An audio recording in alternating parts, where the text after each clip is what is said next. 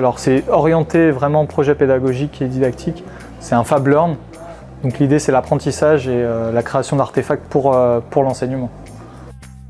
Et les permanences du midi du Fab Learn, donc c'est tous les jours de la semaine sauf le mercredi, donc du lundi au vendredi, de midi et demi à 14 h. Tous les collaborateurs, les formateurs, les étudiants peuvent sans autre passer pour discuter de leur projet. Quelques objets qui ont été créés, est-ce que tu pourrais nous en citer d'autres ou bien Alors ouais, je sais pas si vous avez, sinon je peux ramener des objets qui sont là.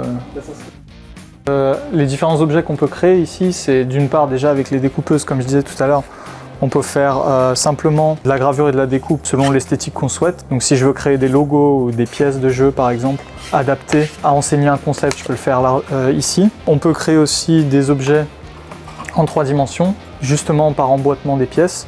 Et puis je peux même modifier la structure par exemple du bois ici que j'ai utilisé en regardant comment découper dedans pour le rendre flexible. De la même manière, là j'ai un mélange entre interactif et puis objet en 2 dimensions.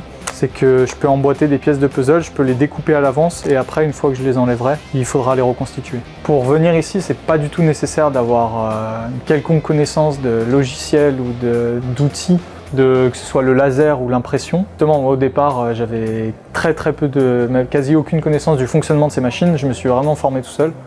Et avec l'aide d'experts. Mais justement, tout ça est accessible à quiconque a la volonté et il faut se rendre compte aussi quand on rentre en interaction avec les gens qui ont un projet que c'est la difficulté de leur projet qui va déterminer si oui ou non, dans le temps qu'ils ont, ça va être réalisable sur telle ou telle machine. Et des fois, ça implique de revoir un peu ses ambitions quand même au plus simple, pour pouvoir réaliser quelque chose si on a un temps imparti qui est limité. Donc non, honnêtement, venez, c'est complètement libre d'accès.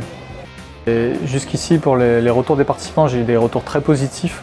Alors il y avait deux visions un peu qui s'opposaient. Il y avait la personne qui, en général, avait justement cette appréhension de dire « Ah mais moi tout ça, les logiciels, la technologie, j'y connais rien, les ordinateurs, etc. » Et qui, au final, avec justement des projets qu'ils ont compris qui étaient adaptés à leur capacité sur le moment, ont réussi à faire des choses très bien, que ce soit des puzzles, des montages à taille presque humaine en sciences, en art aussi. Et puis il y avait la vision d'autres personnes qui pensaient au contraire qu'ils pouvaient venir et que ça allait être automatique. C'est-à-dire, ok, je viens, je fais un dessin, hop, c'est imprimé, hop, c'est découpé, hop, j'ai mon truc, etc. Et là, du coup, ils ont beaucoup appris par la démarche d'essai et d'erreur. Qu'est-ce qui se passe, comment je réagis, comment j'ajuste, comment je change tout ça.